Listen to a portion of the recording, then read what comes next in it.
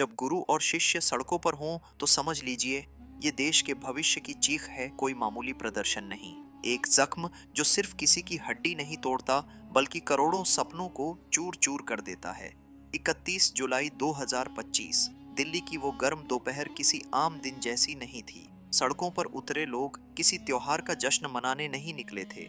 ये वो लोग थे जो दूसरों के भविष्य संवारते हैं, जिनके शब्दों से किताबें जिंदा होती हैं, जो बच्चों को अंधेरे से निकालकर उम्मीद की रोशनी तक पहुंचाते हैं। लेकिन उस दिन वही शिक्षक, वही गुरुजन अपने ही शिष्यों के हक की लड़ाई में लाठी खा रहे थे, पुलिस की गिरफ्त में थे और ताने जैसे इंसान नहीं कोई अपराधी हों।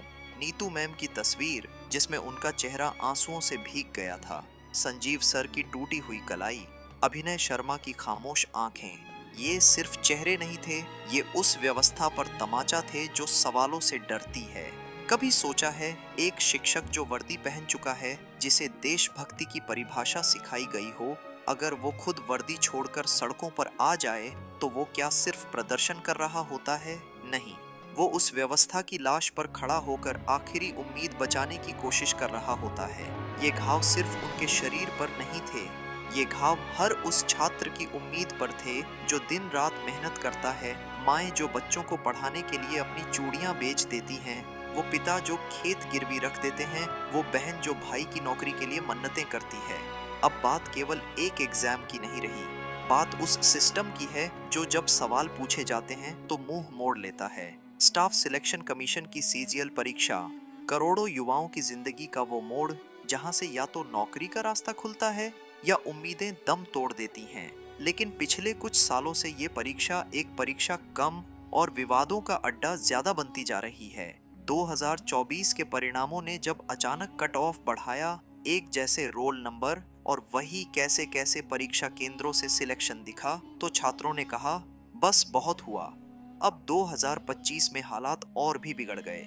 एसएससी की फेज 13 परीक्षा बार बार रद्द हुई, तकनीकी खामियां सामने आईं और कई केंद्रों पर छात्रों के साथ बदतमीजी की गई। तब उन युवाओं ने फैसला लिया, अब चुप नहीं बैठेंगे और फिर शुरू हुआ दिल्ली चलो आंदोलन। हजारों छात्र और उनके शिक्षक दिल्ली के जंतर मंतर पहुंचे, पर वहां उन्हें मिला क्या? वही पुराना जवाब, लाठियां, गालियां, हिरासत। एक शिक्षक ने जब पुलिस वाले से पूछा इतना डरते क्यों हो हमारे सवालों से, तो जवाब मिला वर्दी पहनोगे समझ जाओगे। शिक्षक ने कहा पहनी थी उतार दी। पुलिस बोला मर्द होते तो पहने रखते।